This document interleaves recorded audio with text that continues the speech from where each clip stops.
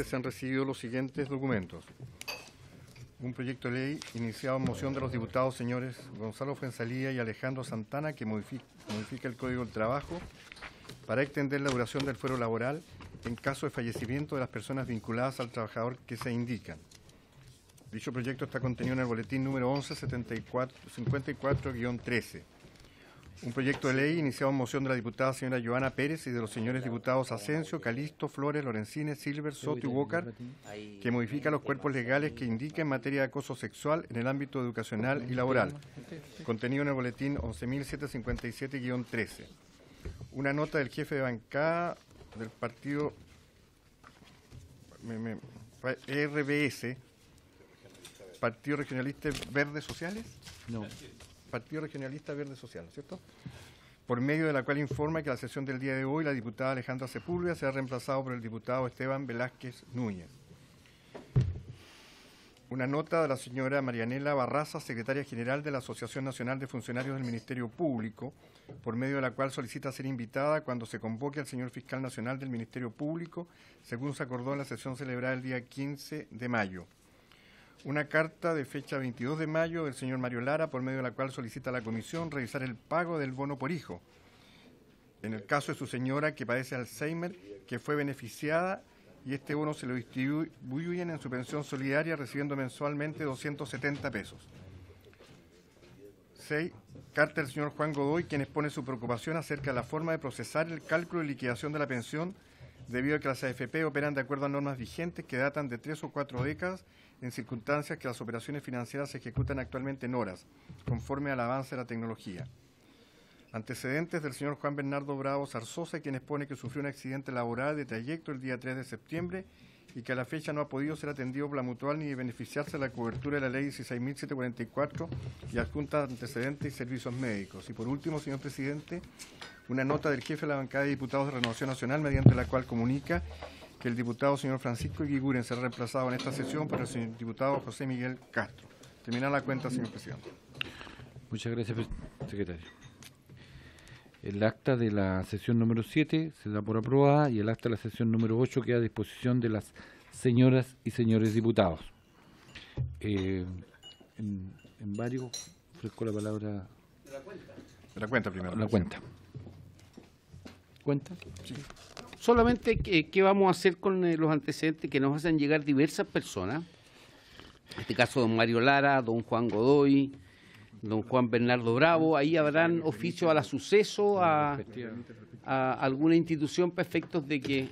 Eso nomás, presidente, gracias. Bueno, pues la Secretaría los remite a las respectivas reparticiones o instituciones que tendrían que resolver. Presidente, el acuerdo está tomado por la comisión en el sentido de que cuando llegue este tipo de comunicaciones la Secretaría debe comunicarlas primero a ustedes como comisión. No, está muy bien. Y enseguida a las distintas instituciones que tienen que ver con el problema. ¿Sobre el acta? ¿No hay más? No hay más. Ok. Diputado Amaro. En medio, y dado que soy un personaje nuevo aquí como diputado, recibimos una denuncia del sindicato de la Unión Suplant de la división andina de Codelco Chile, la que solicita a través de nuestro intermedio una reunión con la Comisión de Trabajo de la Cámara de Diputados a fin de exponer las graves irregularidades que a juicio de ellos se está desarrollando en la minera estatal desde hace más de 5 años. En primer lugar, observa manipulación y corrupción de los sindicatos, quienes han actuado en contra de los intereses de los trabajadores y en evidente beneficio para la administración de la empresa, a la que ha alcanzado resultados extraordinarios gracias a la pérdida de derechos y beneficios de los trabajadores y gracias al rol de los sindicatos. En segundo lugar, la empresa se encuentra incumpliendo el Código Laboral, dado que para los trabajadores menos favorecidos, categoría 2, su sueldo base, al menos desde el 2016, es inferior al ingreso mínimo, contrariando la ley y perjudicando a un número importante de trabajadores. Tercero, la administración de Codelco mantiene una plantilla de sueldos y remuneraciones de los altos ejecutivos que llega a los 8.000 millones de pesos anuales, lo cual contraría el espíritu social de la empresa y su carácter público. Solo 39 altos ejecutivos reciben 8.000 millones anuales. En el cuarto, se mantienen prácticas discriminatorias en contra de los sectores obreros y en favor de los profesionales, particularmente en materia de becas escolares, que llega al 50% más alta para hijos e hijas de profesionales versus a los hijos e hijas de los obreros. Quinto, existe también una discriminación grotesca, dado que los altos ejecutivos recibieron una reajustabilidad del 2,5%, mientras a los trabajadores se les ofreció un escaso 1% inferior al crecimiento promedio de las remuneraciones reales del mercado laboral chileno. Creemos importante que los parlamentarios y parlamentarias recojan estas denuncias, dado que se trata de una empresa estatal que se está progresivamente alejando del sentido público y social con que fuera fundada. Nosotros ya oficiamos a la compañía y hasta el día de hoy no tenemos respuesta. Lo que yo quería por su intermedio es que lo recibieran acá si es de su interés. Muchas gracias. Bueno, muchas gracias. Nos dejan por favor. Y ahí está. La idea de la comisión es que los días lunes, pero tenemos un punto que vamos a tratar el próximo lunes y imposible, pero a continuación de eso se va a ir ordenando la agenda para tener allá las audiencias en Santiago en la tarde. Y se le invitaría en esa audiencia. Muy amable, ¿eh? Muchas gracias. Muy amable. Respecto a la orden del día, ¿sí? Perdón, si no sé si lo dijeron ya. ¿Para cuándo quedó entonces el proyecto de...? Lunes. ¿En la mañana, en la tarde? En la tarde. 3. ¿De 13? Ah, ya. Muchas gracias. Sí, vamos a dar una hora más incluso para que podamos resolver todo. ¿Sí? Ya. No. Lunes de 3 a 6 de la tarde. Sí, por eso estamos comunicando. Si es que algún... Lo voy a decir el presidente ahora. No. Si está, a ver, para que todos sepan, el próximo lunes es la sesión que teníamos pendiente, que iba a ser el jueves, y se traslada para el próximo lunes a las 3 de la tarde, hasta las 6 de la tarde. Ok. En varios, quiero pedir a la comisión el acuerdo para oficiar a la diputada Alejandra Sepúlveda y su familia. Enviamos las condolencias ante el sensible fallecimiento de su señora madre. Respecto a la situación de la diputada Sepúlveda, sería bonito que, habiéndose radicado el funeral aquí en la quinta región, en Concón, sería bueno que alguien de la comisión pudiera, en nombre de la comisión, visitarla o participar de la ceremonia a título de la comisión. ¿Ah? Yo creo que el secretario cumpliría un tremendo rol. Secretario presidente. No, yo es muy probable que yo vaya, como compañero de distrito es muy probable que yo vaya, pero yo no estoy en condiciones de representarlo a ustedes, no necesariamente. ¿Ah? Nosotros lo investimos a usted de la representación de... Vamos a ver. Sí. Muy bien, yo lo llevo encantado. Usted me paga la benzina y yo... Vamos. Muy bien, nos coordinamos.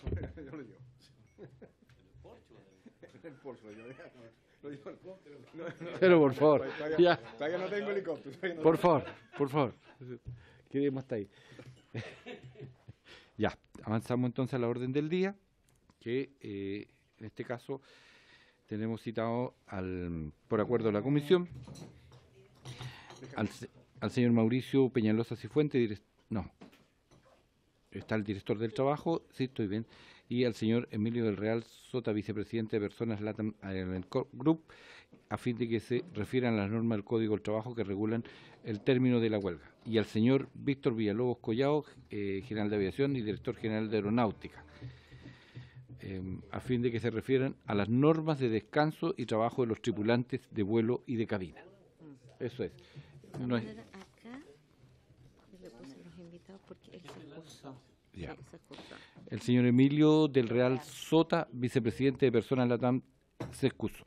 Pero están don Mauricio Peñalosa, la señora Isadora Rour, jefe de gabinete del director, el señor Alejandro Migliario, jefe de oficina de comunicaciones de la Dirección del Trabajo. Está también. Está el señor, sí, don Víctor. ¿Qué pasen los dos? Estaba la ministra de la Mujer. Está a continuación. Estaba afuera, quería pasar, no sé. Sí.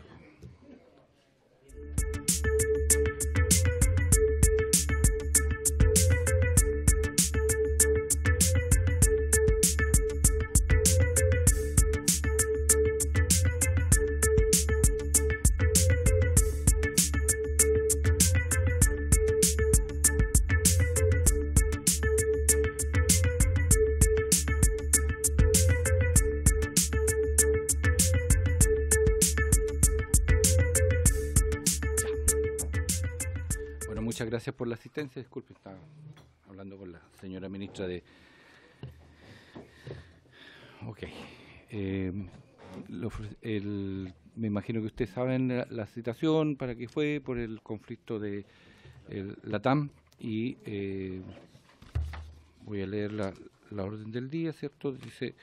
En la audiencia al señor Mauricio Peñalosa Cifuente, director del Trabajo, y al señor Emilio Real de Sota, vicepresidente de Personas, que él está excusado, a fin que se refieren a las normas del Código del Trabajo que regulan los términos de la huelga. Y al señor Víctor Villalobos Collado, general de Aviación y director general de Aeronáutica, a fin de que se refiera a las normas de descanso y de trabajo de los tripulantes de vuelo y de cabina. ¿Ya? Perfecto. Señor director, tiene la palabra. Le pediría eso, hay unos negritos, ahí, abajito ahí. Debajo del... Ahí está. ¿Ahí sí? Sí. Buenas tardes. Presidente, efectivamente fuimos citados a hablar respecto a las normas del Código del Trabajo que regulan el término de la huelga. Para efectos de poder hablar del término de la huelga, voy a hacer un pequeño resumen, lo más breve posible, de cómo funciona el procedimiento de negociación colectiva en Chile, que tiene dos sistemas de negociación. Uno es el sistema directo, no reglado, que implica que las partes se pueden sentar a negociar sin sujeción a ninguna norma procedimental. Y está el procedimiento reglado, que establece los procedimientos, los plazos y las formalidades que se deben cumplir.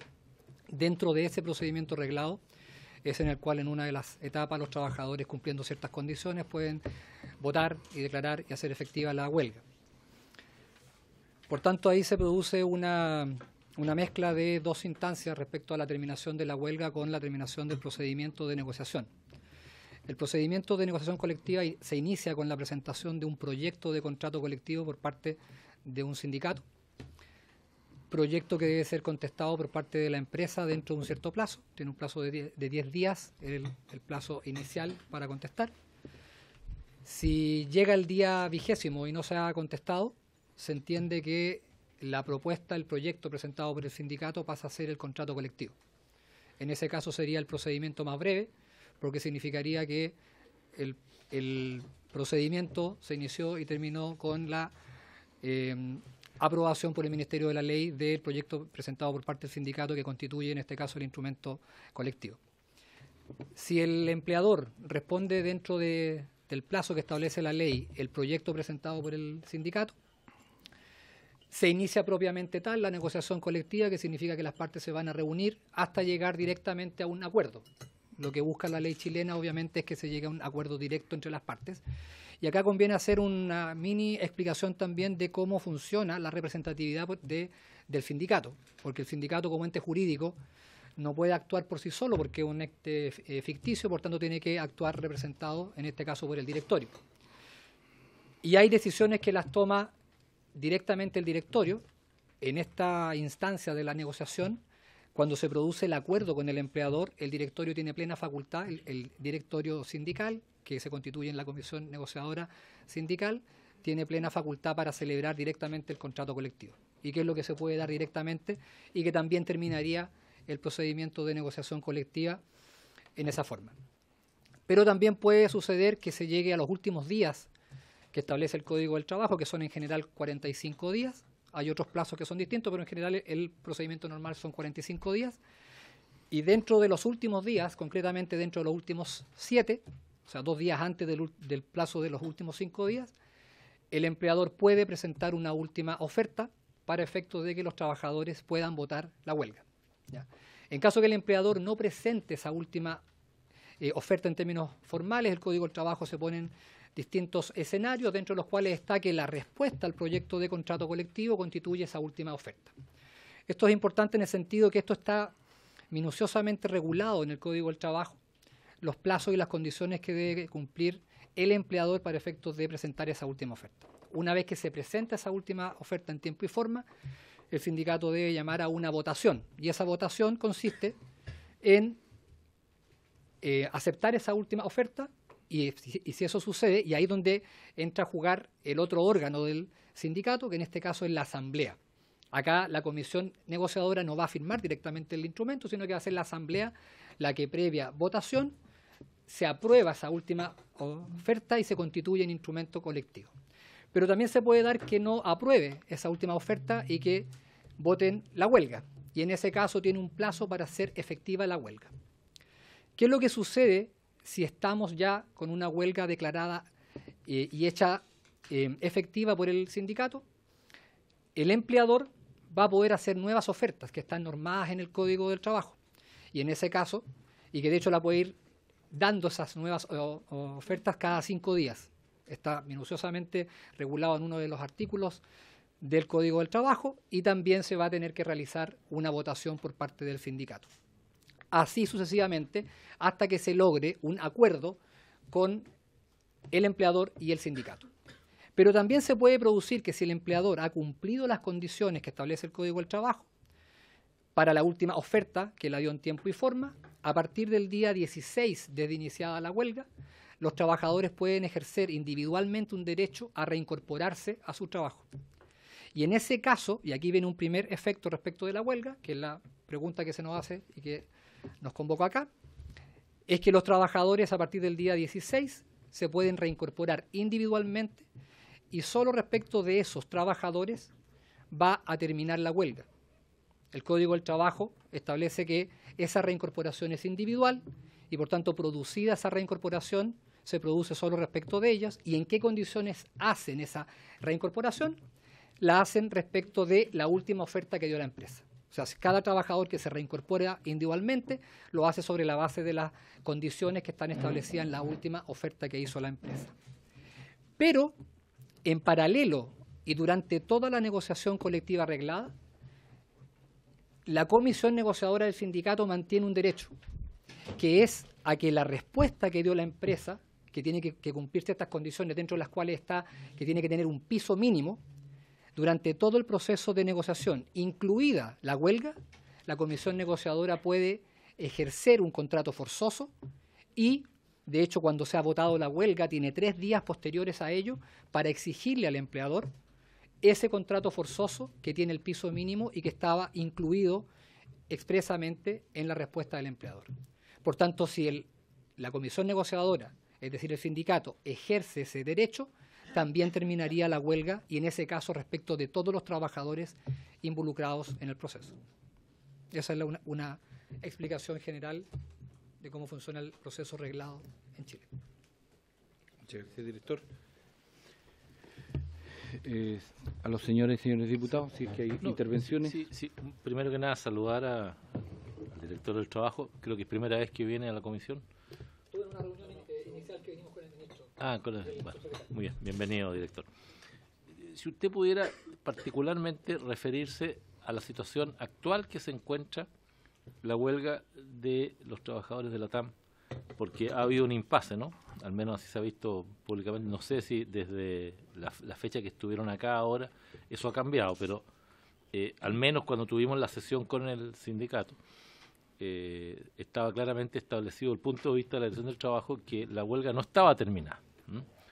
Perdón, que la huelga estaba terminada. Y ellos sostenían que no, había una diferencia de criterios. ¿Cuál es la situación actual en que se encuentra ese proceso?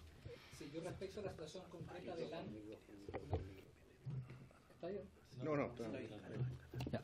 Respecto a la situación concreta del AN, conforme la ley que regula la Dirección del Trabajo, me tengo que abstener, dado que en este momento hay 2 causas judiciales que se están discutiendo en tribunales y que me obligan como director del trabajo a no pronunciarme respecto de ellas.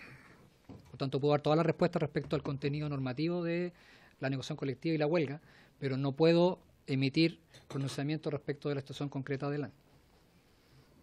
Está bien. Yo no pido, director, por su intermedio, presidente, que se pronuncie sobre el proceso. Estoy solamente preguntando, desde el punto de vista de la dirección del trabajo, cuál es la situación en que ese proceso de negociación colectiva se encuentra hoy día. Sin perjuicio, si usted me responde que como hay apelaciones no está finiquitado o está finiquitado, o sea, ¿cuál es la situación del punto de vista de la dirección y en la interpretación del Código del Trabajo, la situación actual? Y en segundo lugar, por su intermedio, presidente, si el señor director del Trabajo pudiera explicarnos la diferencia entre la última oferta y las nuevas ofertas. Gracias. Ya. Ya, ok. Gracias, presidente. No, solamente preguntar.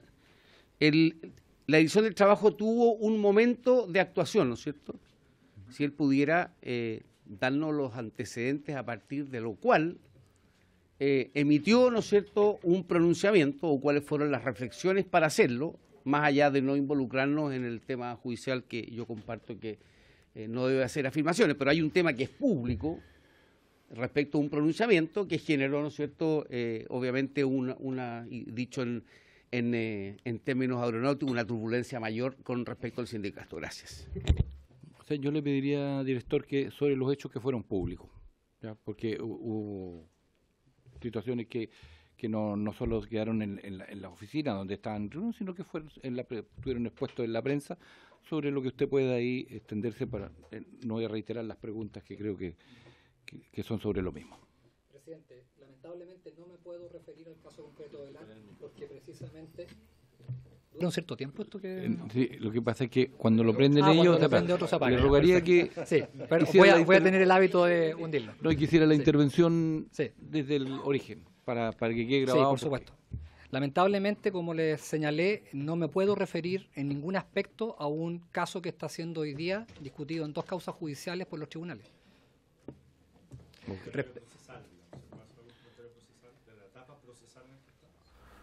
O sea, procesalmente hoy día hay 2 causas, una un recurso de protección y una causa en un juzgado del trabajo, en que se están discutiendo temas jurídicos que son exactamente los que ustedes están consultando y que yo no puedo pronunciarme respecto a ellos. Respecto a la distinción entre última oferta y nueva oferta, la última oferta, dentro de las características que tiene, sustanciales, es que la última oferta se presenta antes de que se vote la huelga, antes de que haya huelga. Esto es un tema muy clave. Porque de hecho los votos son última oferta y huelga. Entonces todo el análisis que se hace es durante la negociación antes que haya huelga. Y por tanto la situación jurídica, económica, de conflicto se hace antes de que haya huelga. Las nuevas ofertas, para que se puedan presentar por parte del empleador, tiene que haber ya huelga. Y tiene que haber sido rechazada la última oferta. Entonces, para que haya nuevas ofertas, necesariamente tiene que haber un rechazo de la última oferta. Exactamente. Sí. Insistir sobre, no quiero que se pronuncie sobre lo que no puede ni debe pronunciarse, pero en la relación contractual o la relación entre la TAM, entre el empleador y el sindicato. Sobre eso sí usted se puede pronunciar. ¿Respecto de qué aspecto de la relación laboral? Respecto de, en ese cuadro, la negociación colectiva, la que se estaba llevando... o sea, lo que yo les puedo decir son temas genéricos que, como usted señala, presidente, son públicos. Sí. La negociación colectiva del sindicato LATAM de tripulantes era una negociación reglada, por tanto se somete a las normas que yo les he señalado. Eso es un hecho notorio público y que no está en controversia. No. Y que se rige por las etapas que les he señalado, que están reguladas en el Código del Trabajo. Era un proceso reglado.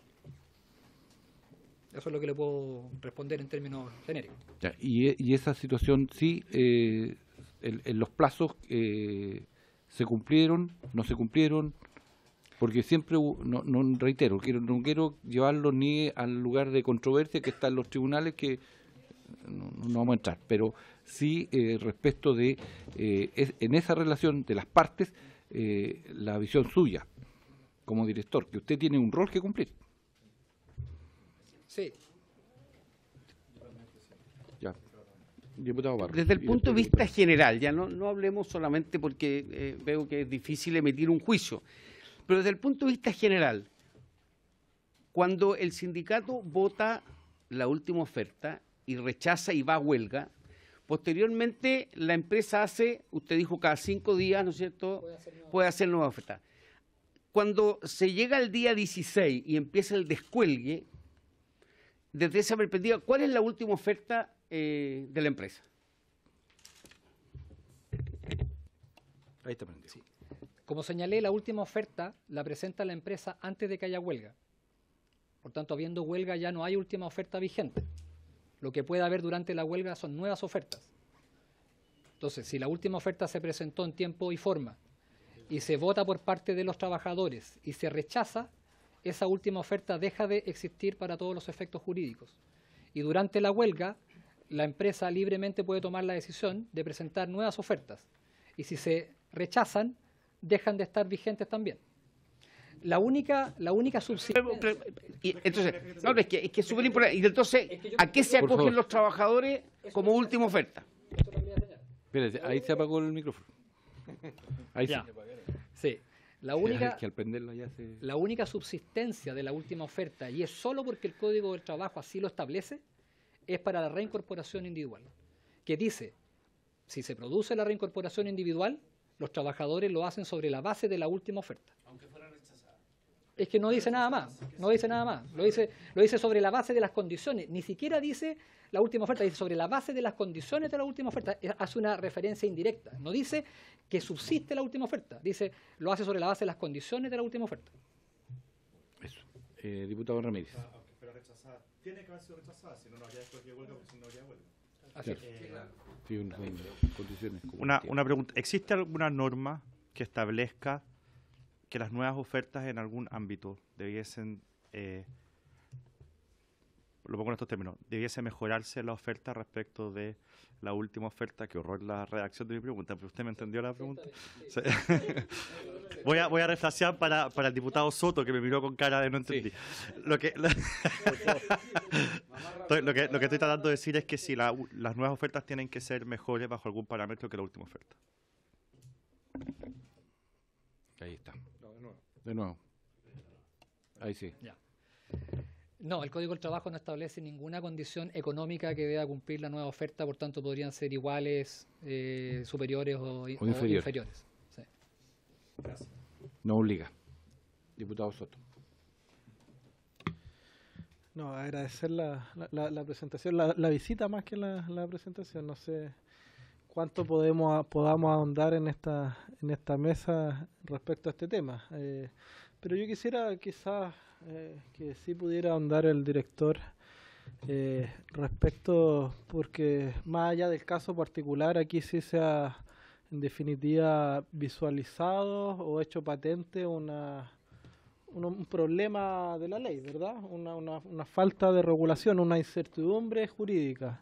Y en ese sentido, obviamente que me imagino que va a haber o hay una propuesta concreta del gobierno cómo va a abordar esta situación, si a través de un dictamen, si a través de alguna propuesta legislativa, y cuál va a ser la postura en definitiva que va a tomar para solucionar esta controversia, en términos generales.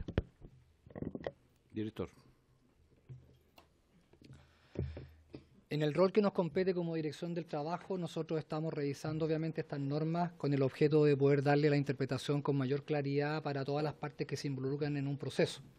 Y obviamente que este ha sido un caso emblemático que nos permite analizar en profundidad el texto de cada uno de los artículos, los efectos que generan, los eventuales vacíos que pueden tener las normas, y por tanto en el rol que nos corresponde como Dirección del Trabajo vamos a contribuir emitiendo los dictámenes que le den mayor claridad a las partes, pero dentro del ámbito del Código del Trabajo y de las normas actualmente vigentes.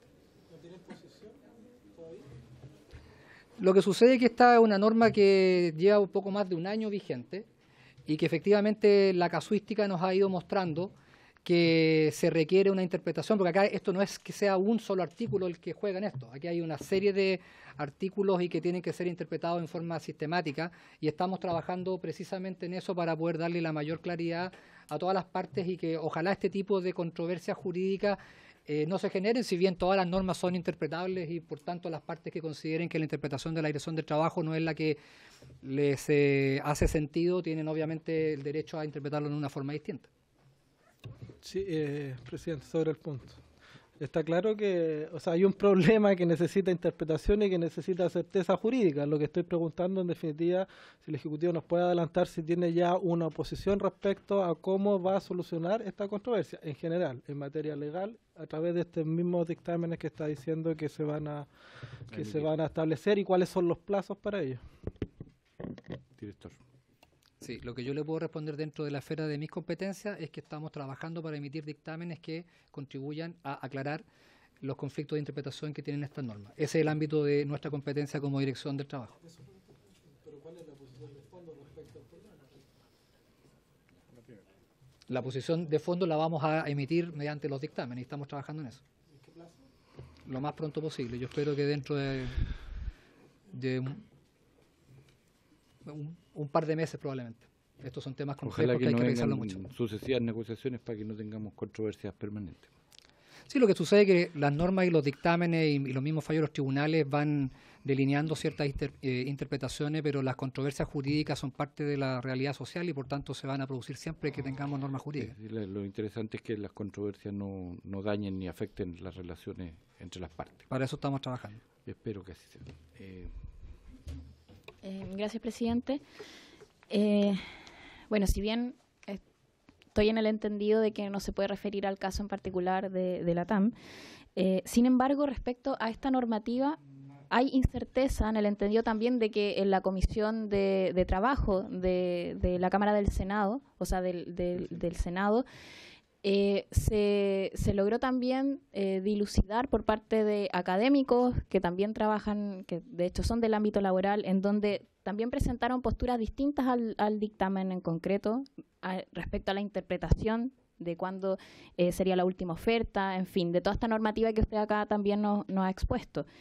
En ese sentido, a mí al menos de lo que me dejó de conclusión también de esa interpretación que hacían los académicos es que estas normas deben ser interpretadas bajo los principios del Código del Trabajo y en ese sentido la interpretación debería ser pro operario, por lo tanto pro trabajador.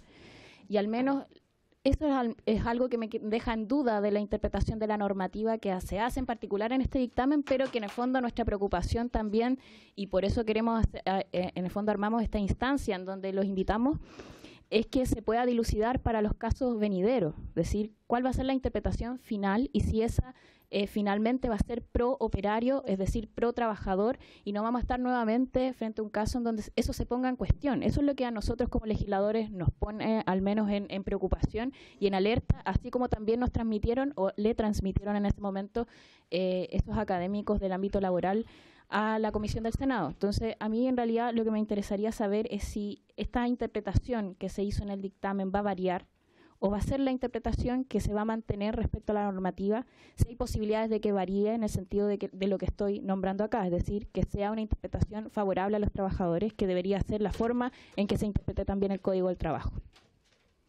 Director. Lamentablemente, respecto al caso LAN, tengo que reiterar que no me puedo pronunciar respecto a cómo va a ser resuelto finalmente el caso, porque estamos en un periodo intermedio en el cual no me puedo pronunciar respecto de él. Lo que sí puedo señalar es que en cada uno de los dictámenes que nosotros emitimos, analizamos las normas del Código del Trabajo, los principios internacionales, los convenios que han sido ratificados por Chile y los principios que orientan dentro de los cuales está el principio pro trabajador y por tanto todos los dictámenes que emitamos van a ser teniendo en consideración todos esos principios. Nada. ¿Estamos? ¿Una pregunta para el director?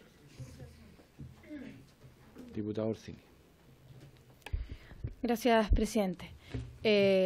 Si bien el director del trabajo ha señalado que no puede contestar las preguntas que se refieren en particular al tema de la huelga de LAN, creo que es importante que como comisión discutamos sobre la nueva legislación laboral y cómo lo vamos a abordar de aquí en adelante. Entonces, en ese sentido, quiero comentar que hace algunas semanas vinieron los tripulantes de cabina de LAN y nos expusieron que que la huelga continúa. uno pensaría que una huelga continúa porque hay una convicción profunda de los trabajadores en la huelga como medio de presión, o bien porque la negociación ha sido larga y compleja. Sin embargo, lamentablemente esto no es así. Contra todo sentido común, la huelga continúa porque el empleador ha determinado que esta continúa. De hecho, el 25 de abril, si no me equivoco, como expusieron los trabajadores comunicaron que se ponía fin a la huelga, y al día siguiente de esto se consignó en la oficina de partes de la Inspección del Trabajo, pero la empresa, LAN, se negó a recibir esta comunicación, ya que en su opinión la huelga no había terminado. Entonces, ¿y por qué no había terminado? Porque no se había acogido a la forma de salida que ellos creían que tenía que hacer, de la forma en que ellos creían que tenía que hacerse. Y como a veces el sentido común está lejos del sentido común, la Dirección del Trabajo estuvo a favor de esta interpretación. Entonces, la pregunta es, en amplio, en general, por su intermedio, presidente, ¿quién tiene la titularidad del derecho a huelga? ¿Es el sindicato o es la empresa? Porque lo cierto es que los trabajadores,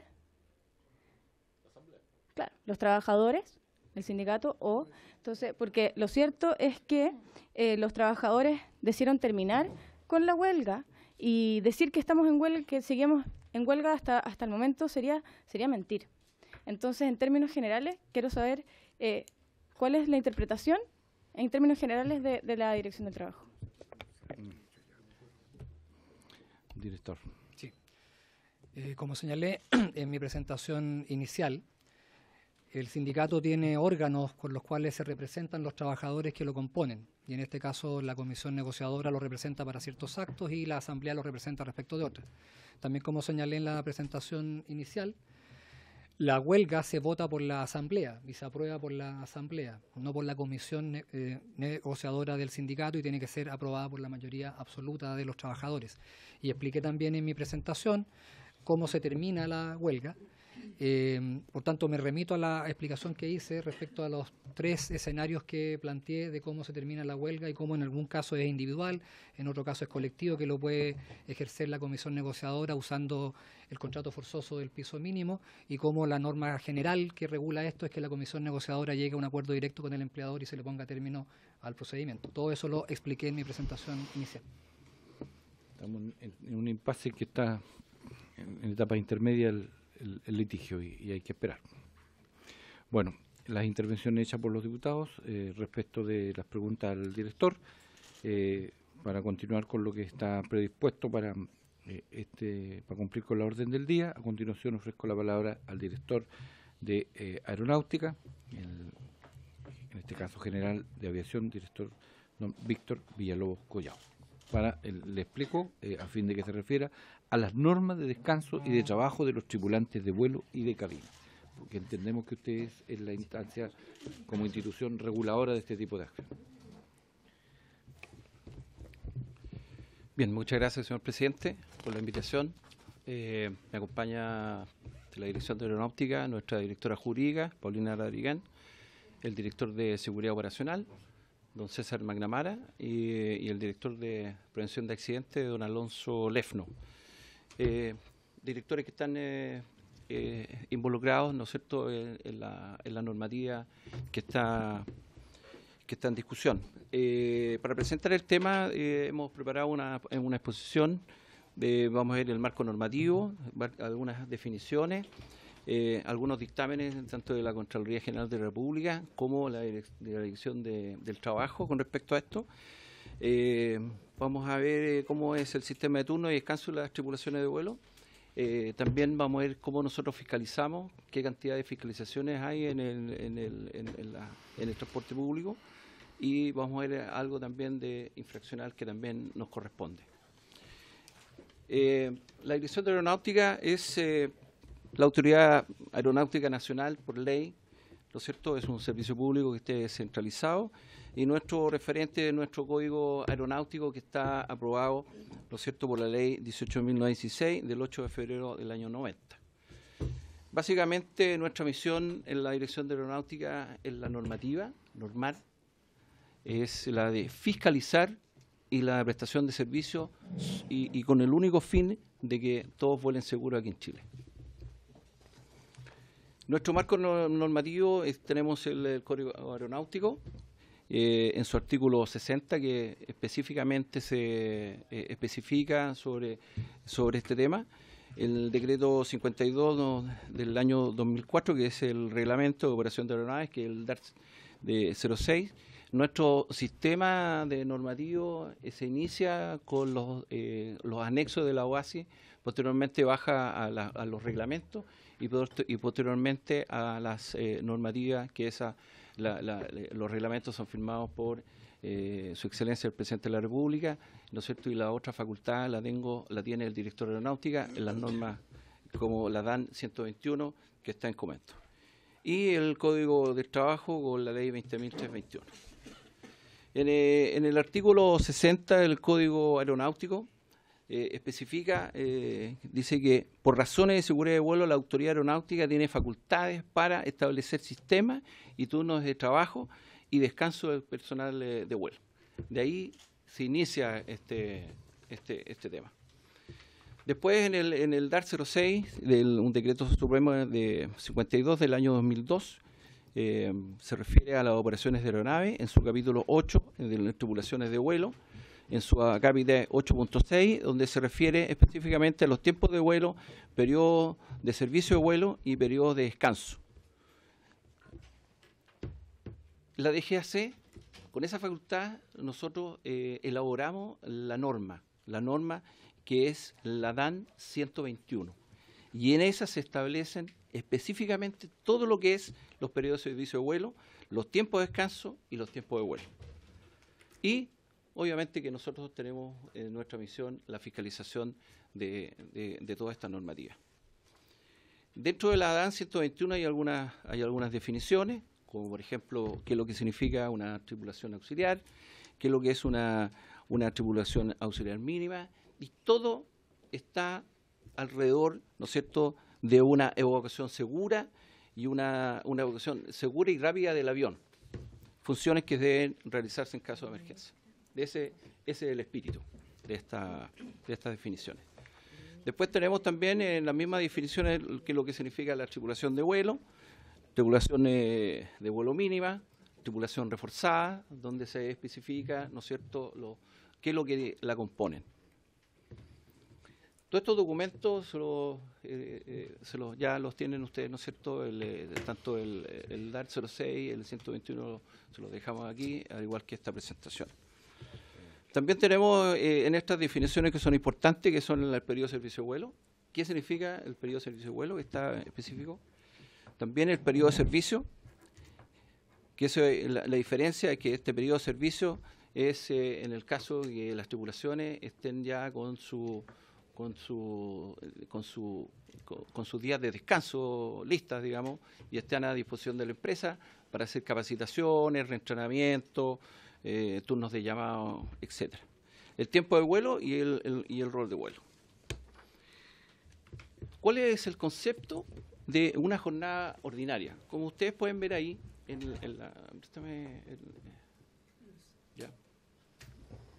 el concepto de la jornada ordinaria que está estipulada en el 121 se inicia con, se estipula este es un día de 6 de la mañana a 6 de la mañana, son 24 horas, tiene especificado una hora de traslado, ¿no es cierto?, al lugar de trabajo, en este caso al avión, ¿ya? Y posteriormente se pueden tener entre medio varios vuelos hasta que se termina con el periodo normal, ¿no es cierto?, que son las 12 horas. ¿Ya? Ahí pueden ser varios vuelos, ¿no es cierto?, y de acuerdo a esas causales que son meteorológicas, de mantenimiento o de emergencia médica, o si lo dispone así el comandante de aeronave, ¿no es cierto?, esto se puede alargar en 2 horas y pasa a ser ¿cómo se llama?, de 14 horas, que es el máximo. Ese es normal. Y después viene todo lo que es el descanso en el caso que tienen. Eso es más o menos en forma lo que está descrita en la 121. Voy a referir a los dictámenes de la Contraloría General de la República sobre estos mismos temas, a la entidad de control, a requerimiento de los sindicatos, tanto de piloto como de tripulante. Hay 3 dictámenes del 2017, 2016, 2017 y 2018, en que finalmente el pronunciamiento de la entidad de control nos dice que se ajusta a derecho. ¿Ya? También tenemos lo que es presentaciones a la Dirección de Trabajo y también del Sindicato de Pilotos y también de tripulantes, que también en lo que respecta a esas 2 presentaciones desde el 2016, ¿no es cierto?, ha establecido que la DGAC es competente, una tras por favor, es competente para referirse a la expresión necesidades calificadas de mantenimiento de la aeronave. ¿Cómo es ahora el sistema de turno y descanso de las tripulaciones? Las empresas aéreas generan un rol de vuelo. Acá funcionarios, ¿no es cierto?, le dan su rol, esto es mensual, amparado en la legislación vigente. Las empresas lo ingresan, ¿no es cierto?, tienen un software, que en este caso de la TAM se llama Carmen, y les arroja en forma automática su horario de trabajo. Y la DGAC, que es lo que hacemos, es fiscalizar que esté dentro de las normas el resultado de que entregue ese software. Nosotros fiscalizamos, que es parte de la misión de la Dirección de Aeronáutica, de acuerdo a lo establecido en la DAN 121, y que está concordante a lo que está dispuesto en la ley 20.321. ¿Cuál ha sido el resultado de estas fiscalizaciones? Ustedes pueden ver ahí inspecciones internacionales, inspecciones nacionales.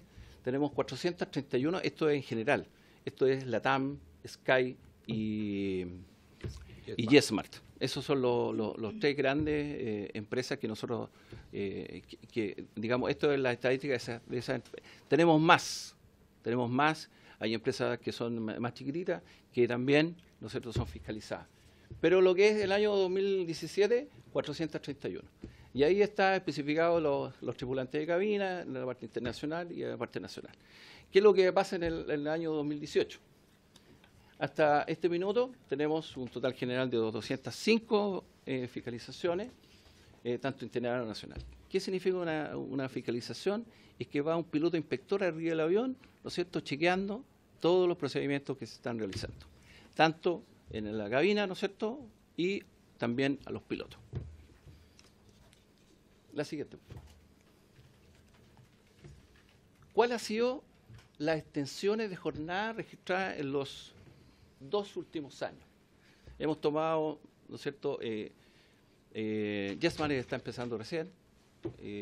Básicamente no tenemos estadísticas sobre ello, pero eso es LATAM y Sky. Ustedes lo que dice ahí son 69.000 operaciones. Eso significa arribos y despegues. En 2018, lo que tenemos hasta ahora, en total son 139.000 aterrizajes y despegues, ¿no es cierto?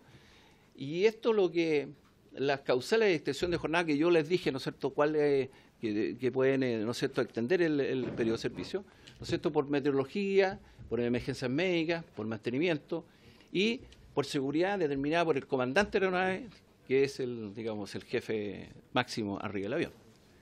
En total, nosotros tenemos 94 en el año pasado, tanto lo que ha transcurrido de este año, 94, que es un 0,067% del total de las operaciones que se están realizando. Estas 139.000. La siguiente, por favor. Bueno, y también tenemos infraccionar. Que no, todos están, eso es parte de la normativa nuestra. Y ahí estamos a partir del año 2016 hasta el 2018. Ahí están las empresas que nosotros hemos infraccionado. Hay algunas investigaciones que están finalizadas, hay algunas otras que están en tramitación, ¿no es cierto?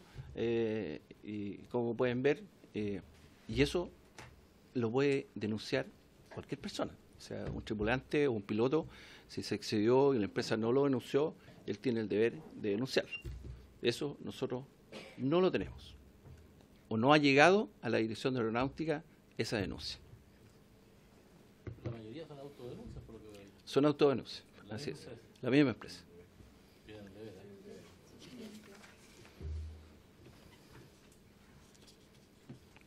Señor presidente, en una posición muy sucinta le quise exponer, digamos, el sistema de ahora la DAN 121, como yo le expliqué, está claramente establecido como es el detalle de cómo se produce digamos, el sistema que ellos tienen tanto de piloto como de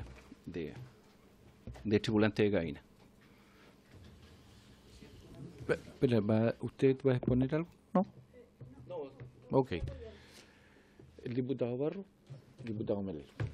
Gracias, presidente. No, solamente en Chile se supone, y de acuerdo a la información, ¿no es cierto?, que está ocurriendo un aumento impresionante de la cantidad de vuelos, ¿no es cierto?, que implica agrandar aeropuertos. Se supone que de aquí a 4 años ya va a quedar chico el nuevo aeropuerto. Y tenemos más aeropuertos también. Exactamente. ¿Cómo es la situación de personal de la DGAC respecto a este punto, desde la perspectiva, ¿no es cierto?, de la cantidad de fiscalizaciones que ustedes deben hacer y de las coordinaciones que tienen que realizar? Gracias. Sí. Diputado Melero.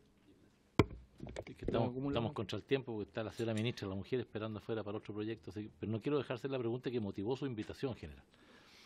El sindicato de la TAM, en esta sesión hace algunas semanas atrás, hizo una afirmación que motivó la invitación, que se estaban autorizando en el periodo de huelga despegues de aviones sin las tripulaciones mínimas para la seguridad aeronáutica. Entonces fue una afirmación clarísima que se hizo y que generó la invitación. Y yo quiero preguntarle, por su intermedio, presidente, si usted tiene alguna denuncia de ese tipo de infracción, si esa denuncia que hizo el sindicato está en conocimiento de la Dirección de Aeronáutica, si hay alguna investigación sumaria o alguna acción respecto a esa afirmación, o si usted es primera vez que la conoce. En segundo lugar, si a usted le parece que las tablas de tiempos de descanso que establecimos nosotros, como usted sabe, en la legislación especial para los tripulantes de naves aéreas, que están en los artículos 152 ter D y 6G, y G, perdón, garantizan esos tiempos de descanso a juicio de la Dirección de Aeronáutica, la seguridad aérea. ¿O son suficientes, agregaría yo complementariamente? Sí. Y de acuerdo también a cómo estamos respecto a las tablas internacionales. Gracias. Dejamos las dos y después Maite y el diputado. Director. Bueno, con respecto al personal de la DGAC, bueno, siempre el personal siempre falta el personal, pero tenemos un programa en nuestra Escuela Técnica Aeronáutica para poder subsanar algunos déficits que nosotros tenemos y que nosotros sabemos que vamos a tener que estar ya al 2020, cuando se entreguen los 2 espigones del aeropuerto. Nosotros vamos a tener bastante gente de AFSEC que vamos a tener que necesitamos. Y eso lo vamos a subsanar, ¿no es cierto?, al 2020 con el programa que tenemos. Estamos haciendo, antes hacíamos un curso al año, ahora estamos haciendo 4 cursos al año de controladores de tránsito aéreo. Se hacía un curso al año, ahora estamos haciendo 2 cursos al año. Entonces vamos a subsanar este tema de funcionarios. Los inspectores de operaciones que van arriba de transporte público no son personas que nosotros, que salgan de alguna universidad, ¿no es cierto?, que salgan de algún instituto, siempre, porque no solamente nosotros inspeccionamos las tripulaciones, sino que también inspeccionamos los aviones que en este caso Yesmar, que compró una gran cantidad de aviones. El proceso digamos, de certificación se inicia en lo que es donde está el avión, en la empresa, digamos. Y de ahí en adelante. En este minuto tenemos suficientes especialistas para hacer ese tema. obviamente que si empiezan a comprar de 200 aviones, obviamente que no vamos a tener. Pero en este minuto estamos cumpliendo con el tema, con nuestro tema en el tema de los aviones y con las tripulaciones. La OASI ha normado algunos temas con el tema de las fiscalizaciones en los aviones, ya que si uno ve los resultados, eso es lo que dice la OASI, si ves algunos resultados con respecto, no hay muchos hallazgos, ¿ya? Entonces, se propende, ¿no es cierto?, a que esta fiscalización siga siendo aleatoria, y eso es lo que nosotros estamos haciendo, y cumplimos con los inspectores que nosotros tenemos, tanto para tripulantes de cabina como para las tripulaciones de pilotos. En el tema preguntó sobre las tablas específicas. Todo se puede ser mejorable, digamos. Todo puede ser mejorable. De hecho, tenemos una mesa con el presidente, con el sindicato de pilotos de la TAM, donde estamos viendo y estudiando la fatiga. Ya por eso en este minuto traje a nuestro director de Prevac, porque él está liderando junto a don César Magnamara, el departamento de CO, está analizando el tema. Hemos hecho talleres en la dirección de aeronáutica y hemos invitado a todo el espectro, digamos, del sistema aeronáutico, tanto militares como civiles y empresas más chicas. Y como les digo, todo puede ser, digamos, tiene la factibilidad de poder ser mejorable, ¿ya? La otra pregunta que me... Si usted fuera... perdón, ¿la recuerda bien? Sí, ahora, la dirección de aeronáutica, específicamente,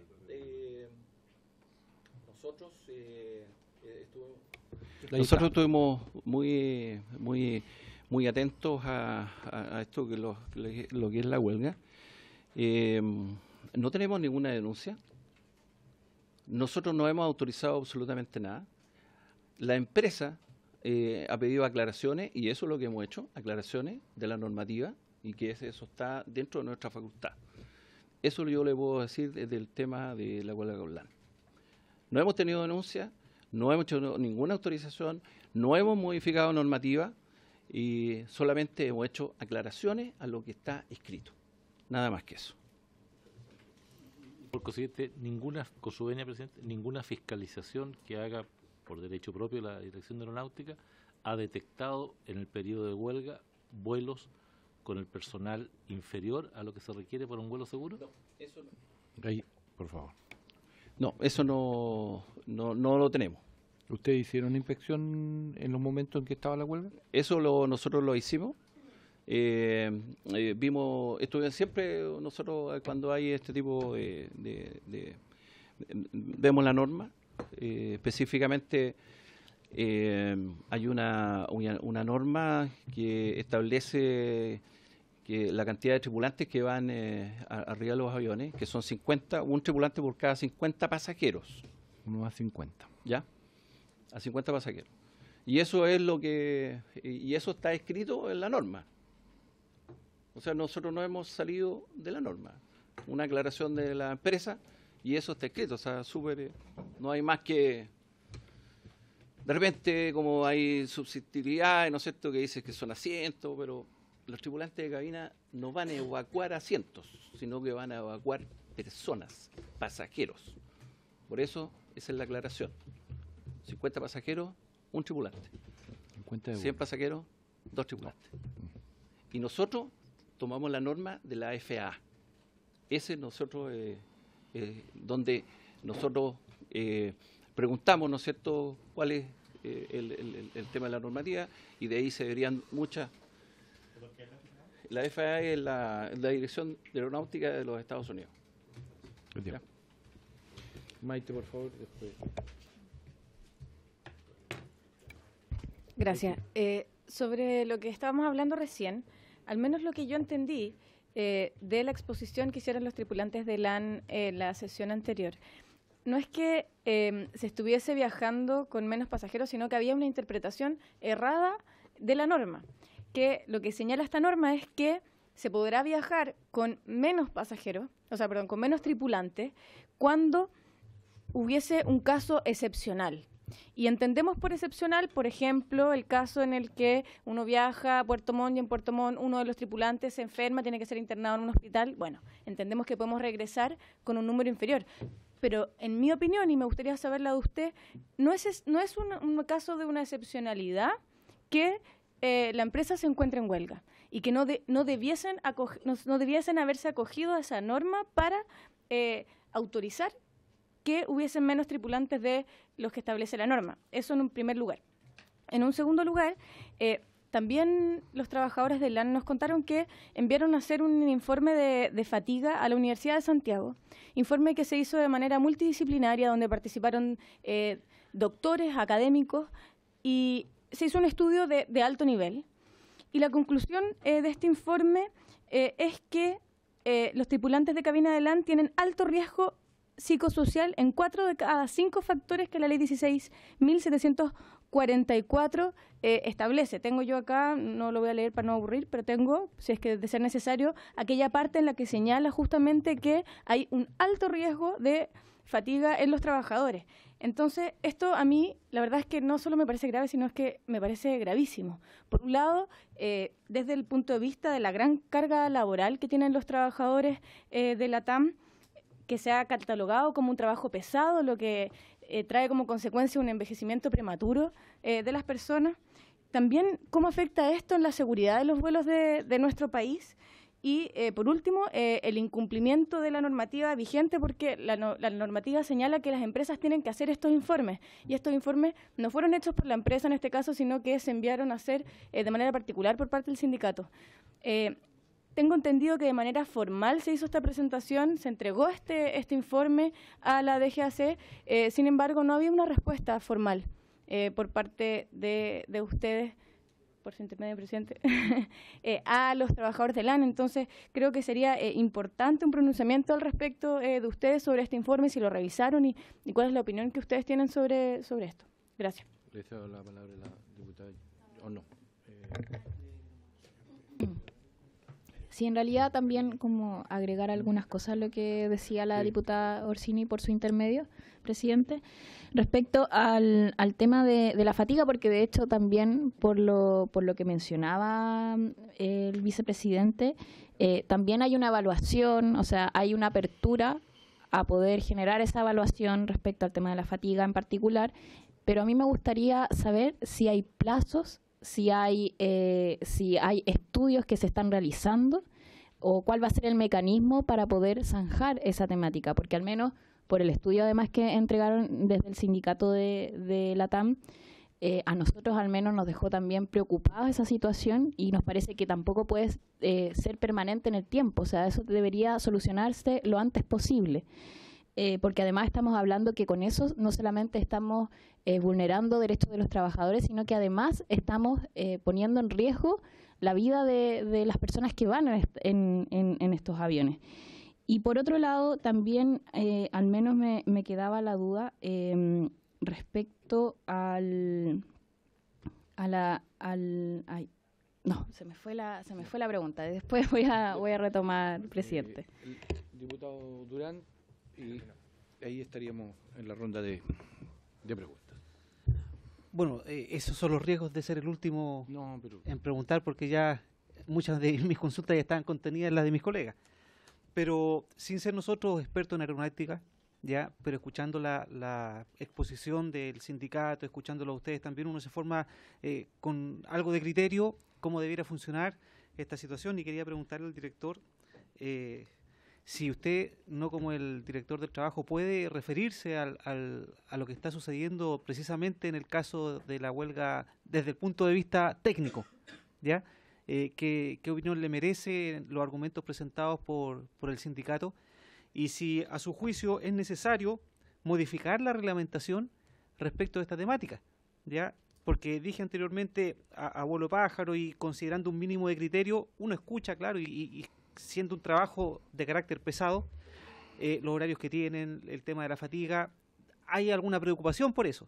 Entonces, como organismo técnico, ¿usted considera que es necesario modificar la reglamentación, los parámetros, de tal manera que no nos veamos enfrentados a esta situación ahora ni en el futuro en esta área en esta actividad, como es la aeronáutica civil.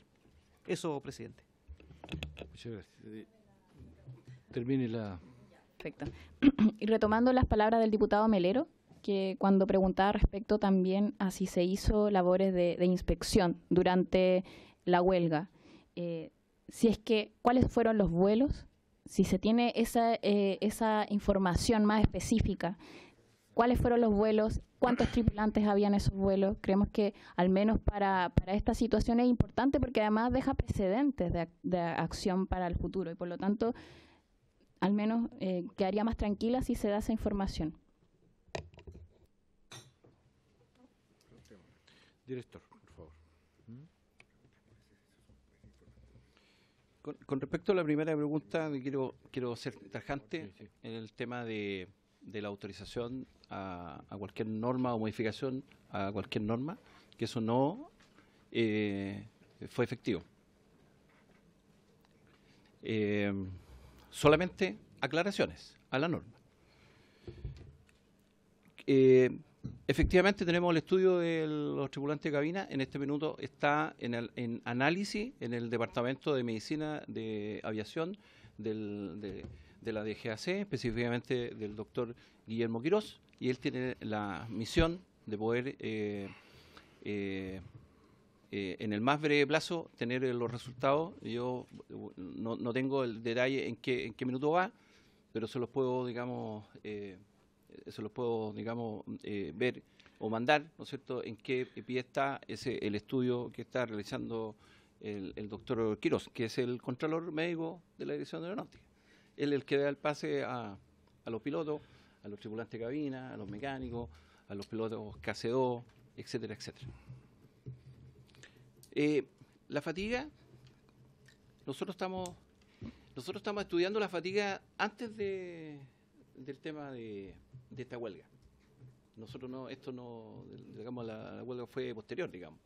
Y eso lo pueden, ustedes mismos, los tripulantes de cabina, lo pueden consultar con el presidente del sindicato de la ANAM, que hemos hecho bastantes reuniones. Mañana, específicamente mañana a las 11, se siguen las reuniones con el tema, no porque vine a esta reunión, sino que eso está, digamos, planificado de hace bastante tiempo, donde va a participar nuestro director de seguridad operacional y nuestro director de prevención de accidentes. Específicamente hemos tenido reuniones bastante buenas porque, como les digo, el presidente del sindicato de Baleares y sus integrantes, dentro de sus integrantes hay pilotos que tienen cierta expertise en lo de la fatiga. No, como les digo, las normas son susceptibles a modificación. Nosotros no inventamos absolutamente nada porque nosotros tenemos nuestro organismo que es a nivel mundial, ¿no es cierto?, el que rige y que nos audita. Yo les quiero decir que Chile, el Estado de Chile, es el segundo en seguridad operacional en Latinoamérica. Estábamos en el quinto y en el año pasado nos vinieron a auditar y logramos estar en el segundo a muy pocos puntos de Brasil. Y pasamos del número 43 en el mundo a octavo. Eso es la seguridad operacional en Chile.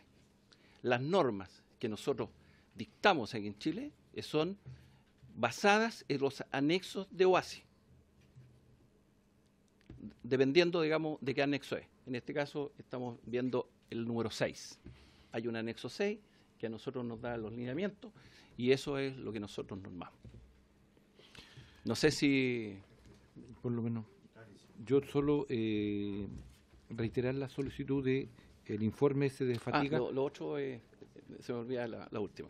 Las estadísticas se las podemos mandar, ¿ya? Okay. Porque tenemos esa estadística, ¿no es cierto?, de cuántas fiscalizaciones hicimos durante la huelga. Sería, mire, súper importante para lo que ustedes hacen, para lo que pasó en el conflicto, y creo que se trata de eso, de que haya esta relación transparente, prístina, respecto de la función de ustedes, cuánto fue lo que se fiscalizó, qué se encontró, es bueno saberlo. Y segundo, porque a propósito de esos estándares que están ahí, el tiempo cambia, la intensidad además es mayor, son más vuelos, cuando dije más aeropuertos, porque efectivamente hoy día estamos usando más en el país, estoy refiriéndome, y por lo tanto hay una mayor intensidad del trabajo y obviamente hay un efecto en las personas que son las que trabajan allí, y seguramente si es que este resultado, no puedo decir bien, mal, pero este resultado que está analizando el doctor Quirós, como usted lo menciona, puede arrojar algunas luces respecto de la fatiga y cuál debieran ser entonces las decisiones que debiéramos tomar como país respecto de proteger a las personas que trabajan en las diferentes líneas aéreas. No me voy a referir a una en específico porque es un tema, es un oficio, es un trabajo que no solamente se ejecuta en la TAM, sino que hay otras que también están prestando servicio y seguramente vendrán otras y por lo tanto los estándares tendrán que estar. Así como progresamos en seguridad, también es bueno ver que ese progreso se trasunta en una mejor calidad de vida en el trabajo. Así que yo agradezco.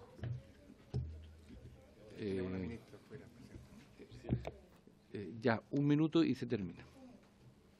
Sí, es que me quedé preocupada porque uno de los problemas que tenía la empresa era que cuando tenía menos tripulantes lo que hacía era bajar pasajeros del avión para así poder tener menos tripulantes y poder salir. Usted dijo recién que la interpretación de la DGAC era que se tenía que medir por persona. Sin embargo, yo tengo acá un correo, tuve acceso, de la Dirección General de Aeronáutica que establece que tienen que ser asientos y no personas. Lo tengo acá. Puedo leerlo si quiere. Dice que será el número de asientos de la aeronave sin distinguir su estado o uso. Entonces, yo quisiera que por favor fuera claro si es asientos o es personas, si es que el error está en el correo o está en la información que nos acaba de dar usted. La norma, los tripulantes de cabina están para evacuar personas, no asientos, y eso se lo dije en la exposición. Yo no evacúo asientos, son personas. Por eso, un tripulante de cabina para 50 pasajeros. Y eso, y ustedes lo saben, los tripulantes de cabina, que hay una fiscalización y ustedes cuando hacen el chequeo, tienen que sacar en 90 segundos, ¿no es cierto? Tienen que liberar no liberan asientos, liberan pasajeros. Eso es claro. Ahora, me gustaría saber quién te dio esa información, pero está totalmente errado. Se guarda el secreto de... Pero es personas, sí, ¿ya? Se guarda. Personas. Sí, a ver, pero son personas. Yo les solicitaría que porque los informes, eso que ahí están los resultados, ¿sí? Lo que ustedes midieron, que lo hicieran llegar a la comisión, por favor. Eso, muy bien. Agradezco la presentación y mantengamos la comunicación porque este conflicto aún no está resuelto por lo que está pendiente. Súper cortito para solicitarle que cuando tengan de la fatiga, la puedan enviar y nuevamente la podamos conversar acá en la comisión. Ya, perfecto. Sí, perfecto. Muchas gracias, directora, muy amable. Muchas gracias.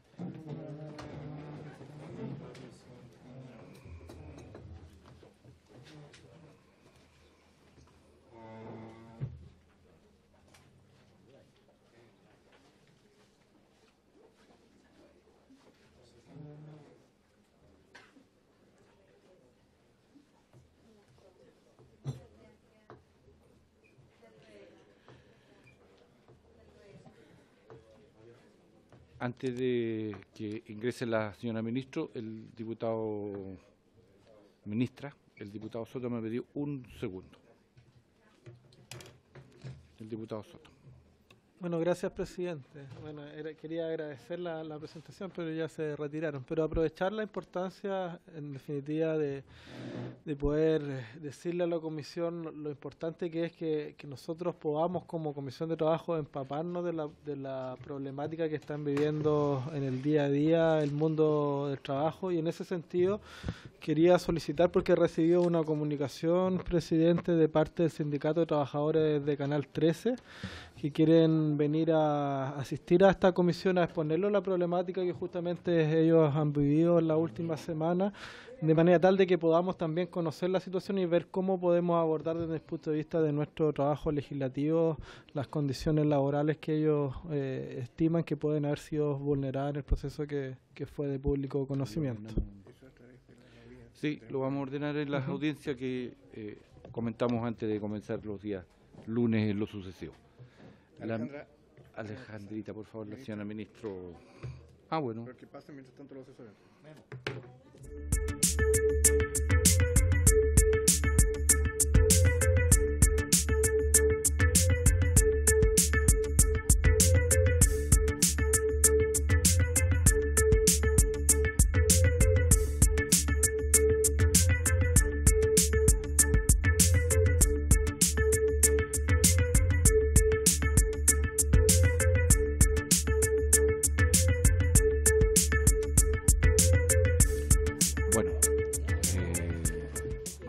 Señora Ministro, muchas gracias por la asistencia, igual a la subsecretaria y a sus acompañantes y colaboradoras en este trabajo.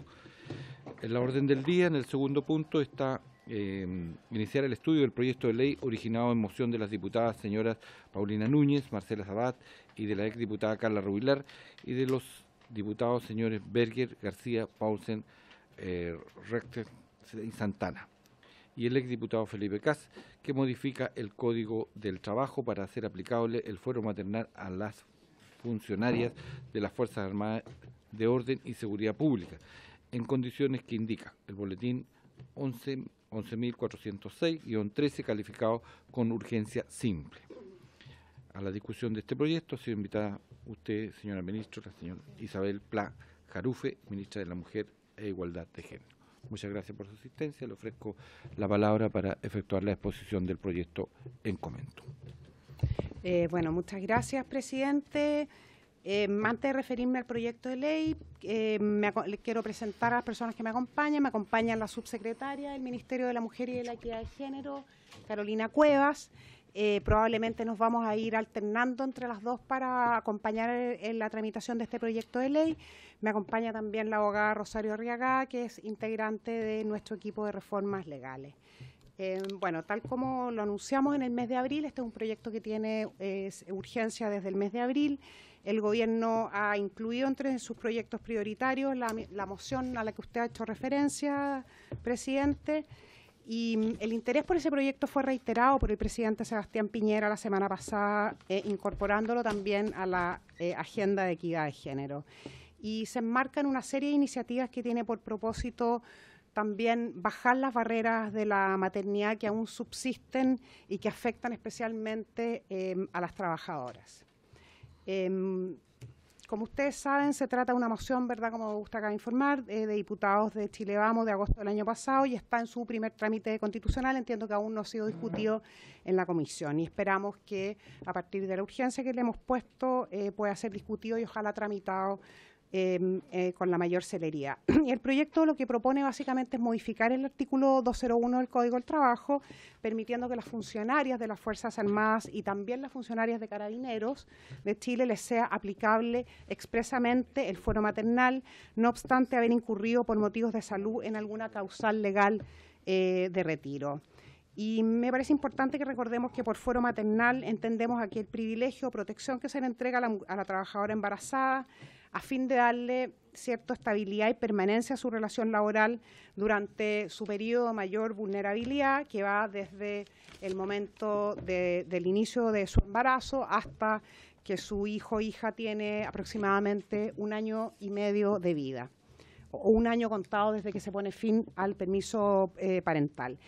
Bien, el artículo 201 del Código del Trabajo establece el derecho a fuero maternal en virtud del cual el empleador no podrá poner término al contrato de trabajo durante el periodo de embarazo y hasta 1 año después de expirado el descanso de maternidad. Y en los hechos, y esto es bien importante para nosotros precisarlo, en los hechos el fuero maternal tiene un alcance universal para todas las trabajadoras, en los hechos. Sin perjuicio de lo anterior, la Contraloría General de la República ha permitido la desvinculación de mujeres embarazadas pertenecientes a las instituciones a las que hemos hecho mención, cuando dicho alejamiento no obedece a una decisión de la autoridad respectiva, sino a una imperativa prescripción legal, como ocurre con la declaración de incompatibilidad, por ejemplo, por motivos de salud. Y esa situación nos parece que vulnera el principio de igualdad ante la ley porque le da un tratamiento distinto a trabajadoras dependiendo a qué institución pertenecen, y creemos sobre todo que atenta contra la protección de la maternidad. El alcance de las normas que afectan a la mujer en las Fuerzas Armadas no es menor, porque a la fecha el Ejército, la Armada y la Fuerza Aérea de Chile registran cerca de 15.000 funcionarias, entre funcionarias administrativas y militares, y Carabineros suma aproximadamente 10.000 mujeres, entre personal administrativo y miembros y policiales. El gobierno tiene un muy especial interés en confirmar una tradición que ha caracterizado a nuestro país, que es de protección a la maternidad de la trabajadora, porque efectivamente, ¿verdad?, como indica el título segundo del Código del Trabajo, referido a la protección de la maternidad, la paternidad y la vida familiar, se contemplan varias herramientas con ese propósito, entre ellas los permisos pre- y postnatal, el permiso parental, el permiso para la madre o el padre de hijos menores de edad con enfermedad grave, la ley SANA, promulgada el año pasado, entre otros. Me parece muy interesante, antes de terminar, que tengamos a la vista el caso, uno de los casos de mayor connotación pública, de hecho, el caso que dio origen a este proyecto de ley, que es el caso de la teniente Andrea Neira, ¿verdad?, que fue desvinculada el año 2015 de Carabineros cuando su hijo tenía 4 meses, o sea, estaba en pleno ejercicio de su fuero maternal. Estaba en pleno ejercicio el fuero maternal, tal como lo describe el artículo 01 del Código del Trabajo, y en esa oportunidad la institución lo que explicó es que la estaba desvinculando por una lesión preexistente que hacía que su estado de salud fuera incompatible con los servicios que debía prestar al interior de Carabineros como policía. Muy recientemente, en el mes de abril de este año, la teniente Andrea Neira, y tras un muy largo proceso en la institución, fue reincorporada a Carabineros de Chile, y la institución se comprometió, y de hecho está trabajando en eso, a revisar sus normas internas y analizar este y otros casos similares, estimando que era necesario corregir un error que se había cometido, lo cual le parecía a la institución injusto, porque afectaba no solamente a la teniente, sino que a la familia, especialmente a su hijo. Nos parece, y con esto voy terminando, nos parece que también la perspectiva de equidad de género pasa por reconocer diferencias en virtud de las cuales no todas las normas pueden ser aplicables de la misma manera para hombres y mujeres, porque el embarazo es un momento especial para las trabajadoras, es un momento por el cual no van a pasar los hombres, para las mujeres, y que requiere una especial protección. Con esto termino, presidente, y quisiera pedir la posibilidad de que la subsecretaria le explicara también y les hiciera algunas solicitudes muy formales. Gracias. Muchas gracias, ministra. Con todo gusto. La palabra, señora subsecretaria. Gracias, presidente. En línea de lo que comentaba... Espera un segundito. Es que apriete el negrito. De que ahí está. ¿Ahí está? ¿Ahí sí? Ok, gracias. Gracias, presidente. Y en línea con lo que comentaba la ministra, para nosotros como ministerio y para el gobierno tiene un gran interés esta iniciativa por el interés que tiene la maternidad y el cuidado de ella en todos los aspectos de la sociedad. Y es nuestra intención ingresar algunas indicaciones para perfeccionar todo aquello que sea necesario en esta ley, en el plazo que sea razonable y que estimen razonable. Y en esa misma línea nos gustaría pedir, si usted, presidente, tiene a bien, y la comisión, invitar al Ministerio de Defensa y al Ministerio del Interior por la relación y dependencia que tienen las Fuerzas Armadas y Carabineros en el proyecto que estamos comentando. Muchas gracias. A ver, primero, muchas gracias, ministra, por su presencia, por hacer la exposición clara respecto a de estas personas que son funcionarias públicas y que el Estado es el empleador. ¿Ya? Eso es. Aquí no es ninguna rama en lo particular, ni carabineros ni investigación. Segundo, obviamente estamos todos de acuerdo con el principio de igualdad. No hay dudas de aquello y además de universalidad, porque aquí se está cumpliendo, de acuerdo a lo que tenemos presente en el Código del Trabajo, solo una parte de las mujeres que pueden y tienen embarazos y por tanto tienen esa cobertura. Se trata, por tanto, creo que no va a haber dificultades para ampliar, pero para homologar además esto que está establecido en el Código del Trabajo, porque entiendo además, lo pregunto a los jurídicos, ellos todos, Ejército, Marina, Aviación, Carabineros, Investigaciones, tienen estatutos. Ellos están regidos por el estatuto administrativo y en lo particular leyes especiales. Entonces vamos a tener que, obviamente, está a nuestra disposición a hacer esta homologación del Código del Trabajo, traspasarlo a la norma y habría que buscarlo y ahí entonces resulta tremendamente importante el diálogo que vamos a tener con lo que usted me plantea, señora subsecretaria, para la presencia aquí de las respectivas ramas con quienes estimen conveniente hagan la exposición respecto de los temas que sean atingentes para que este proyecto se transforme en ley de la República y por tanto entreguemos también este derecho a las mujeres que están en las diferentes ramas del Ejército o de las Fuerzas Armadas. Yo agregar, sí, una cosa es que no solamente porque puede que en algún minuto se casen dos personas que son o contraigan convivencia, tengan algún vínculo y que son de las Fuerzas Armadas, cosa que no es tan lejana ni es tan extraño, esto es recurrente, ¿ya? Y por lo tanto yo agregaría ahí, me hice una indicación, quiero anticiparlo, funcionarias y funcionarios, porque eso va a ocurrir y no podríamos dejar desprotegido esa parte. He dicho, ofrezco la palabra al diputado Melero y después Maite, sí, no hay problema, pero el diputado Melero pidió primero la palabra. Pero si la diputada Orsini... Si usted se la cede... Es que ya en la igualdad de derechos uno no sabe, presidente. No me vayan a sancionar. Dele, diputado. Bueno, primero que nada, agradecer la presencia de la ministra de la Mujer y de su equipo, la subsecretaria, los asesores. Creo que es primera vez, ministra, que está en la Comisión de Trabajo, así que bienvenida. Yo creo que vamos a tener bastante trabajo con usted también en la reforma previsional y en otras leyes que son atingentes a la mujer y trabajo, que es parte de la agenda que el Ministerio de la Mujer ha estado planteando. Yo quisiera hacerle algunas preguntas. Primero, el señor presidente de la Comisión lo ha dicho. Al interior de las Fuerzas Armadas, el fuero maternal está regido por estatutos especiales. Yo no sé si hay diferencias en esos estatutos entre las ramas de la Fuerza Armada. Si el de Ejército es parecido o es distinto al de la Fuerza Aérea y ese a su vez es distinto al de la Armada y el de Carabineros. El presidente de la Comisión hablaba de la necesidad de una homologación.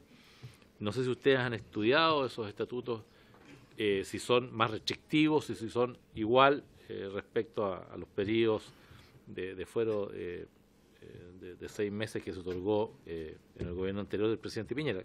Si ustedes tienen una visión de lo que esos estatutos señalan y si legalmente es posible homologar lo que establezcamos en el Código del Trabajo a los estatutos especiales de las Fuerzas Armadas.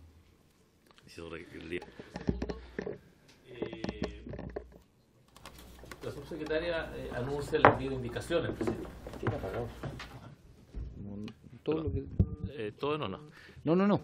Ya, lo siguiente, la subsecretaria ha anunciado el envío de indicaciones. Yo no sé si puede, en fin, en eso, presidente, si pudiéramos establecer un periodo de tiempo. Porque vamos a hacerlo. Este proyecto de ley está con urgencia y yo creo que es del interés de esta comisión que esto avance rápido. Si pudiéramos, me parece interesante recoger las opiniones del Ministerio de Defensa y del Ministerio del Interior, pero tengo la leve sospecha, perdón, presidente, que van a estar de acuerdo con este proyecto. Pero mejor en fin, es bueno que lo establezcan. Sí. En tercer lugar, ¿qué ocurre con la PDI y con Gendarmería? Por ejemplo. Porque las Fuerzas Armadas de Orden y Seguridad, yo no sé si incorporan a la Policía de Investigaciones, pero obviamente Gendarmería no. Y Gendarmería, yo no sé si está regido por el Código del Trabajo en esta materia, o también tiene un estatuto distinto, y si fuera o no deseable, incorporarlos en una normativa semejante a la que se les están aplicando a las demás ramas uniformadas, ¿no? Aunque son distintas. Y cuando el proyecto de ley dice a las funcionarias de las Fuerzas Armadas, ¿estamos incorporando al personal civil también? ¿O solamente uniformados? Cuando hablamos de funcionarios. Estamos incorporando, por ejemplo, a un abogado, a un médico, A los un civiles. profesional, Sí. al personal civil no uniformado, lo estamos también incorporando en esta situación, porque al menos sí entiendo que los funcionarios civiles, después de cumplidos ciertos requisitos, entran en el sistema previsional propio de las Fuerzas Armadas. Entonces ahí hay también una suerte de homologaciones que sería necesario aclarar. Gracias, presidente. Muchas gracias. ¿Respondemos eso o ya prefiere? Bueno, perfecto. La diputada Orsini y la diputada... Gracias, presidente. Pues, por su intermedio, agradecer a la ministra y a la subsecretaria que hayan venido a la comisión y que hayan puesto esta urgencia, este proyecto que sin duda es una urgencia, es una deuda que tenemos con las funcionarias de las Fuerzas Armadas y Carabineros que han decidido valientemente cumplir esta labor, y que hace algún tiempo nos sorprendieron estos casos de Andrea Neira a toda la ciudadanía. Y quiero celebrar que así sea. Sin embargo, ya que estamos hablando de maternidad y de postnatal, quisiera aprovechar el espacio para preguntar sobre otros proyectos de ley que dicen relación también con esto mismo, para saber su opinión. El primero es una ley que es la Ley Trinidad. No sé si que se ingresó hace algún tiempo, no importa tanto el nombre, pero es aquella que hace referencia a la violencia ginecobstétrica que sufrimos las mujeres a la hora de, tanto durante nuestro embarazo, que se nos impone una manera de vivir el embarazo, como también a la hora del parto, las múltiples formas de violencia, sobre todo que haya en el sistema público, que es donde se atiende la gran mayoría de las mujeres de Chile, una única manera de vivir el embarazo y el parto, y que el parto libre, el parto en casa, sea solamente para aquellas mujeres que pueden pagarlo y que no lo entregue el sistema de salud público. Eso por un lado, el tema de la violencia ginecobstétrica, como lo han evaluado desde este ministerio. Y segundo, en cuanto al postnatal, me gustaría instalar la idea de la corresponsabilidad. Hemos entendido las mujeres que no somos nosotras las únicas responsables de los cuidados. Creo, en mi opinión, 5 días de postnatal para los hombres no se acerca ni un poco a la corresponsabilidad cuando somos las mujeres quienes tenemos que quedarnos en casa durante 6 meses. Entiendo que la legislación vigente se modificó hace poco, establece que los hombres podrían en los últimos 3 meses decidir tomar el postnatal, pero lo cierto es que, de acuerdo a las cifras que yo he revisado, solo el 0,23% de los hombres han tomado esa alternativa. Entonces, ¿cuál es la opinión que tienen sobre aumentar la obligatoriedad del postnatal masculino para avanzar hacia una corresponsabilidad y quitarnos a las mujeres ese rol histórico del cuidado de los niños y la reproducción? Gracias. Diputada Guillaume.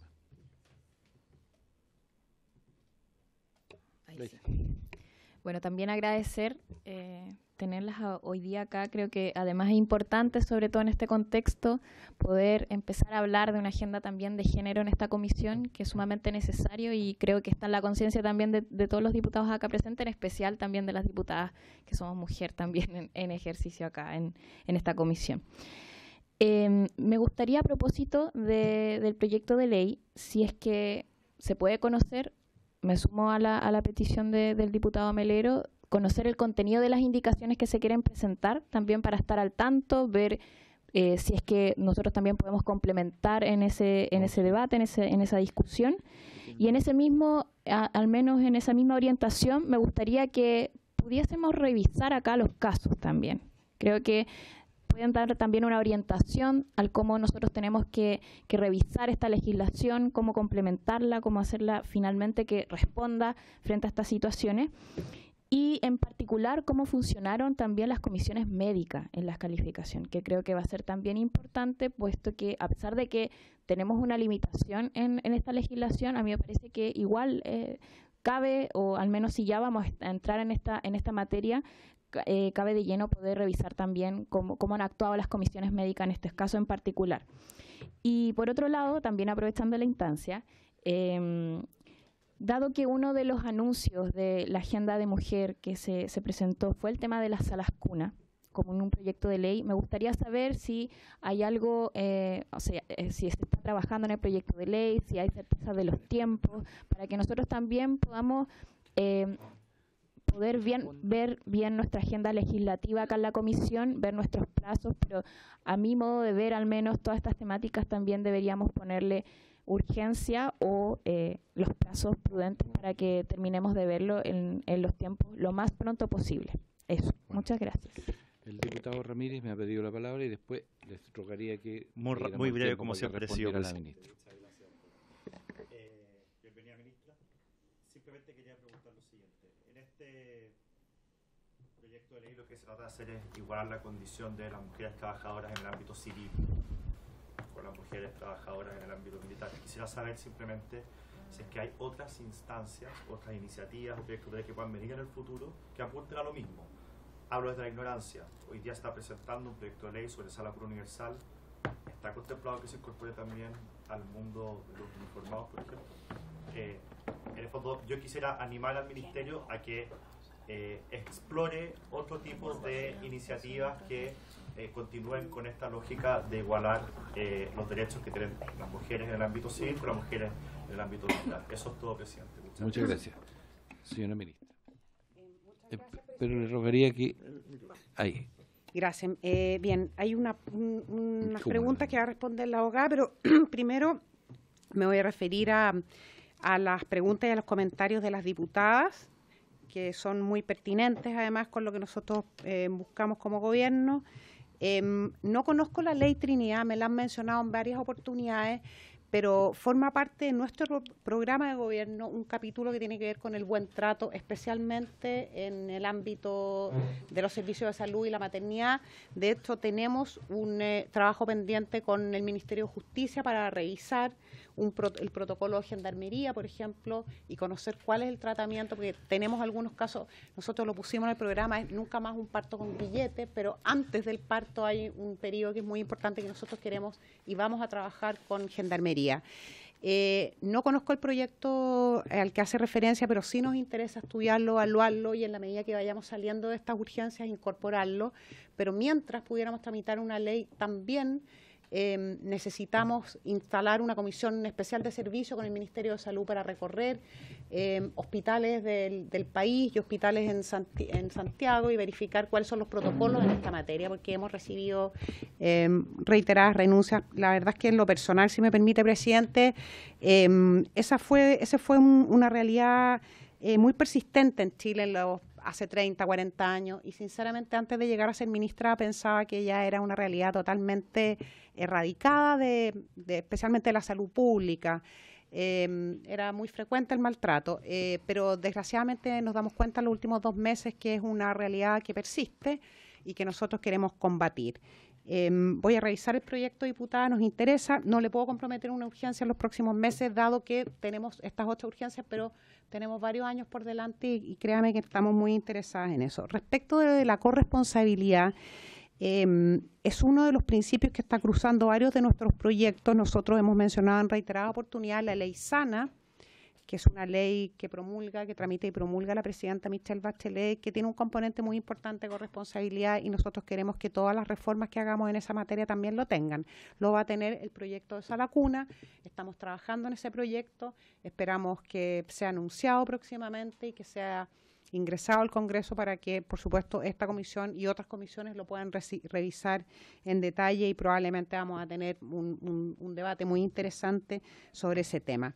Decirles también que nosotros la semana pasada firmamos el Ministerio de Defensa y el Ministerio de la Mujer y de la Equidad de Género un convenio con las Fuerzas Armadas, un convenio formal con las Fuerzas Armadas al que se compromete el Ejército, la Fuerza Aérea y la Armada de Chile a revisar todas sus normas en materia de equidad de género, a homologarlas en la medida de lo posible con las normas civiles, especialmente en materia de protección a la maternidad y de la familia, y además a revisar otras normas que tienen que ver y otras prácticas que tienen que ver más bien con aspectos de equidad de género, de promoción al interior de las instituciones, en fin, que espero poder hacérselos llegar a la brevedad a todos los diputados porque tiene aspectos que tienen que ver con normas laborales.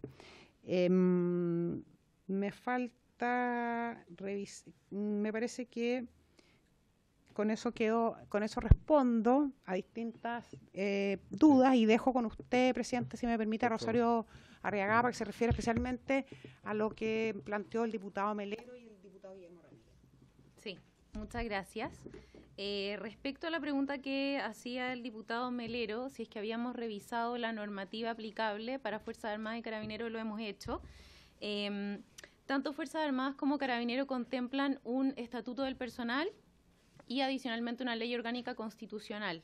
Ambas son de larga data. En el caso de Fuerzas Armadas es del año 97, en el caso de Carabineros es del año 68 y se encuentra refundida con un decreto supremo del año 91.